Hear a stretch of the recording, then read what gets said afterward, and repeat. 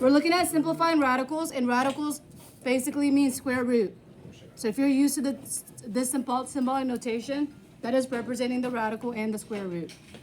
So I want to look at a perfect square first. If I have square root of 25, what is the result of that? 5. And that is because I have two identical numbers that gives me a factor of to get to 25. So when I look at number 1, I want a perfect square, the biggest perfect square possible. In this case, it'll be 25 times 3. And 25 can be further broken to 5 and 5. And when I do, as long as I have an identical piece repeated, that number will be right outside as one value.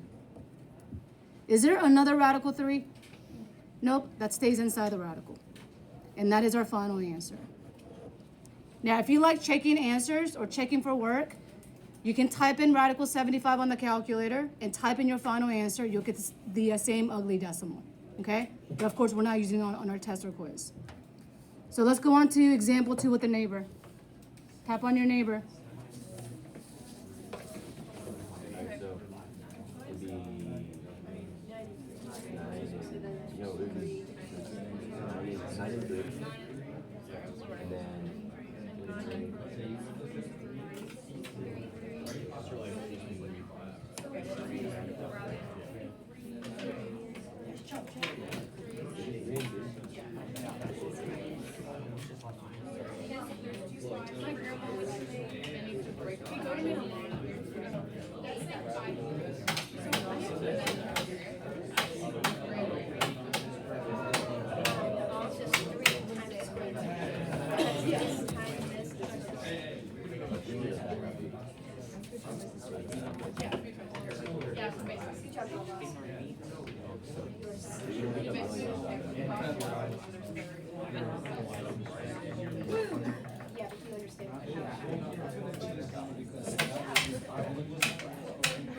All right, let's go to example number 3. On example number 3, do we see this whole number outside? We're going to save that until the very, very end. So let's just assume it's not there for now. So looking at 48, what two numbers can I multiply to get to 48? 8 and 6. Okay, all the numbers work out. I want to say 16 times 3 because I know 16 is a perfect square. Now, does that mean if you gave me 2 times 24, you're incorrect? You might have more strings of numbers, and that's okay. So we have 4 and 4. So now I have same repeated value, which is a perfect square. That 6 was already out there. I'm going to leave that alone. The radical 3, do I have a pair for that one? Nope. So our final answer is 24 radical 3. So using that same logic, let's do example 4.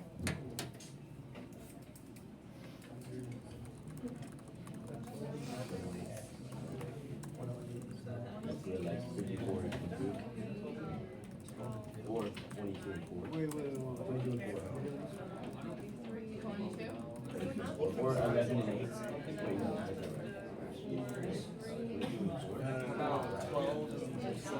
no, that's not right. 22 and 4.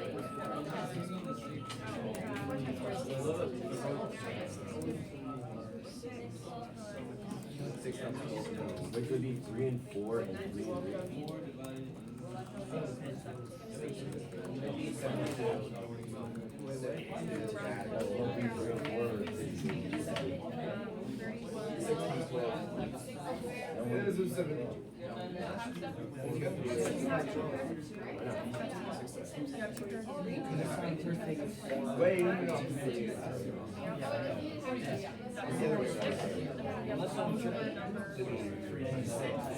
So like,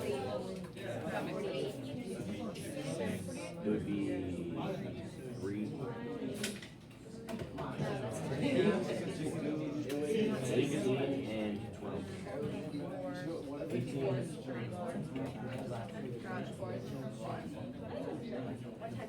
I love it. So much smarter than you. You're gonna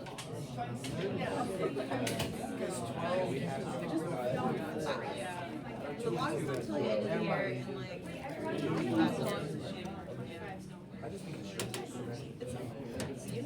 So let's save this whole number until the very end. Again, doesn't matter how you split them, because in the end, we're going to collect all the pairs and multiply them. So in this case, I think of 2 and 54. If you had a better number, good. If you had 2 and 54, that's okay too. And then I see 2 and 27.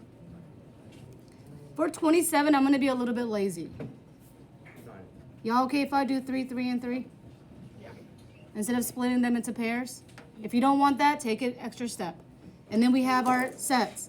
I have a pair, so that's going to come out. I have another pair, so 3's out. And that 6 from the original is out. Does that 3 have an extra pair? It goes inside the radical. All the whole numbers on the outside, when I multiply them, we get how many? 36, radical 3. All right, let's look at example number 5. On example number 5, when something is in parentheses and all squared, that means this is happening how many times? Twice. So we have 3 radical 5 and 3 radical 5. And then we can go ahead and put them together. So when I do, the 3's are the whole numbers, let's put them side by side. I'm just going to organize it. And then I have a radical 5 and radical 5. So 3 times 3 is 9. When I have 2 radical 5's, what number comes out? 25. The 5 comes out. If you want to put 25 inside the radical and then take out a 5, that's fine, but it's the same concept. So 9 times 5 is how many? 45. So I want to see the whole process. So let's do example 6 with the neighbor. Question, Reese? Did you just pull one of the 5s out? Since they're identical, I took it out as 1. Just like on this one, they were identical 2's, right? So it came out as one number. So what would you do if they weren't identical? If they weren't identical, just leave it in the radical. Leave it as it is. Wait till you four.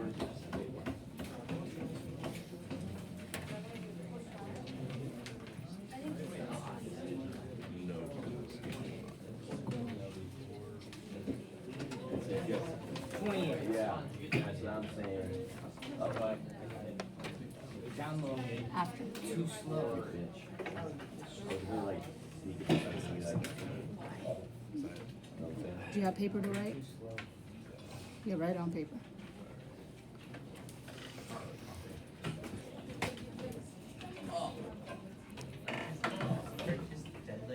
Okay, now let's look at number 7. On number 7, which radical can I further move on to? 6 can further break apart, right? 3 I cannot, so let's worry about the 6. So I see radical 2 and radical 3 gives me radical 6. And that 3 out here with the radical, I can go ahead and put them together. So I have a pair.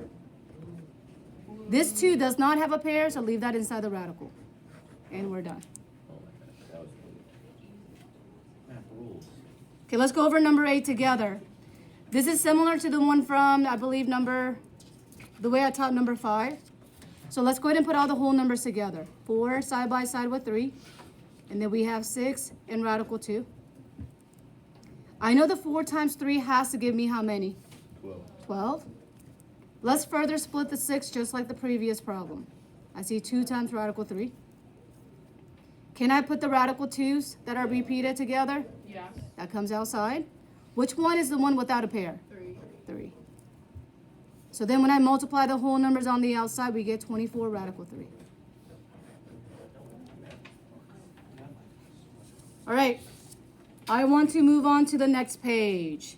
They get pretty similar after a while. So on number 11, what is different about this problem versus everything we've done so far? We have a fraction, and we love fractions, right? No. Okay.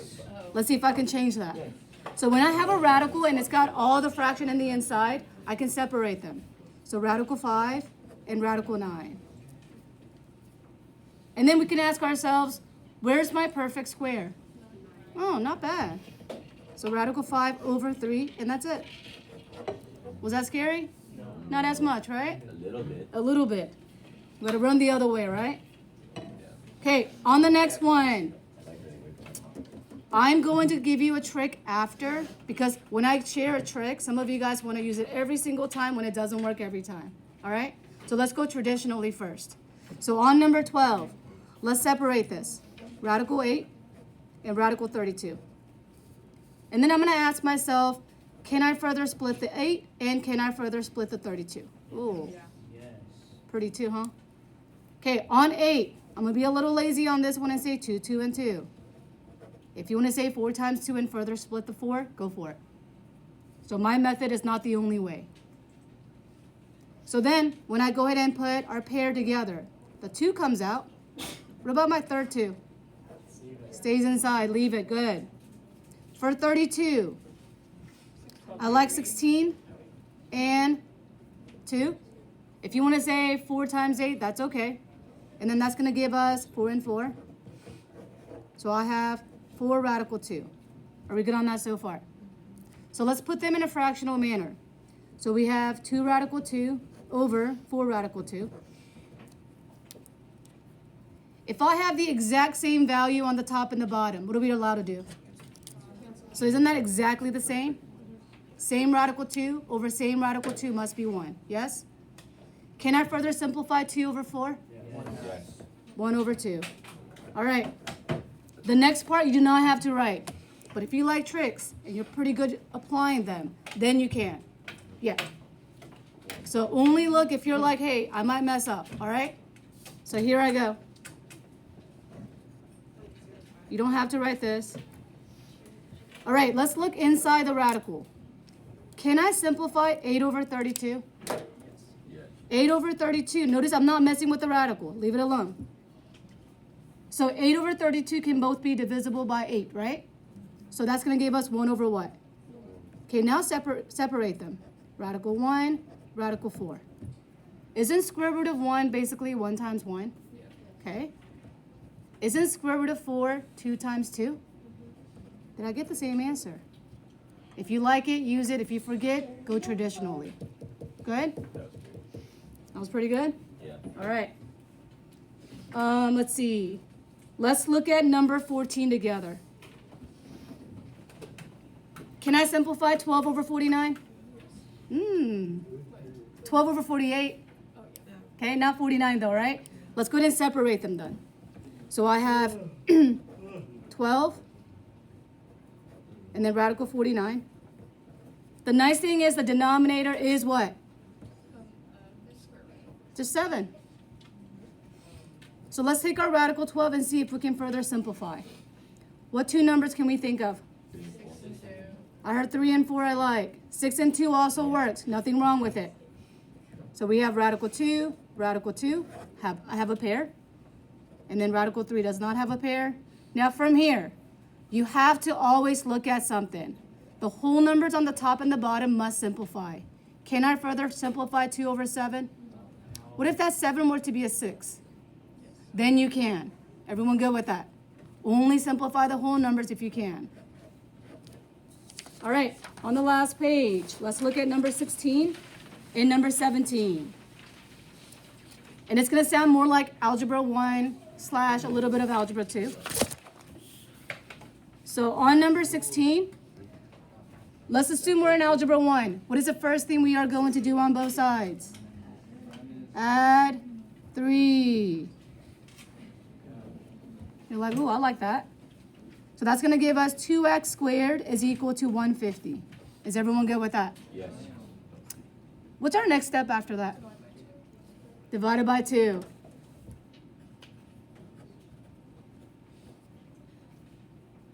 The awkward thing is, some of you guys say square root. If I square root the 2, is that going to help us out at all?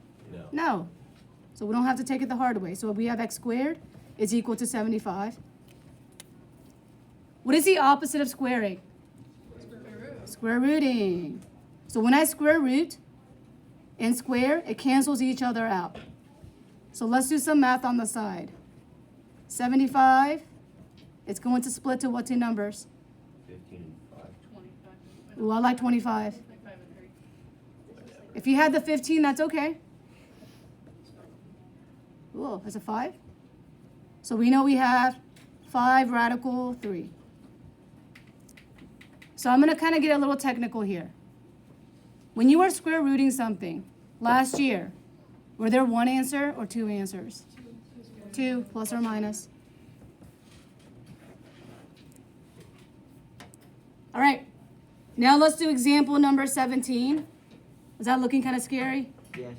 There's got square roots, there's squares. Yeah, we can get rid of it. So let's write something on the side. If something is all square rooted, you may take the whole thing and square it.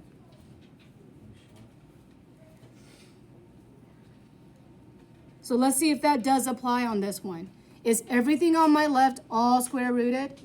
So I can wrap the whole thing up and say square on both sides. So that's going to take this radical and the 2, the power of the 2, I mean. So I have x minus 5 all squared plus, let's do 144. So I don't have to write a whole row. What is 15 all squared? 225.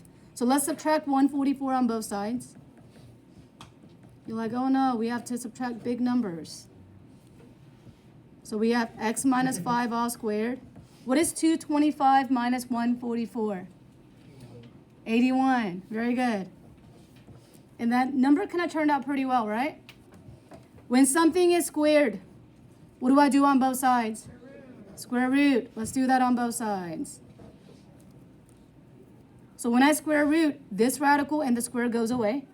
So I have x minus 5 is equal to 9. Anyone disagree on that? I've got a question. Yes. At the beginning, Mhm. since there's already squares under it, can you just? No, because if it's separated by that plus sign, it is completely new. It's two individual things. It has to be a monomial, not a binomial, or tri, or poly. Okay? But I know it seems to make sense, but it's mathematically incorrect. Okay? All right. So we're going to add 5 on both sides. So we have x equals how many? 14.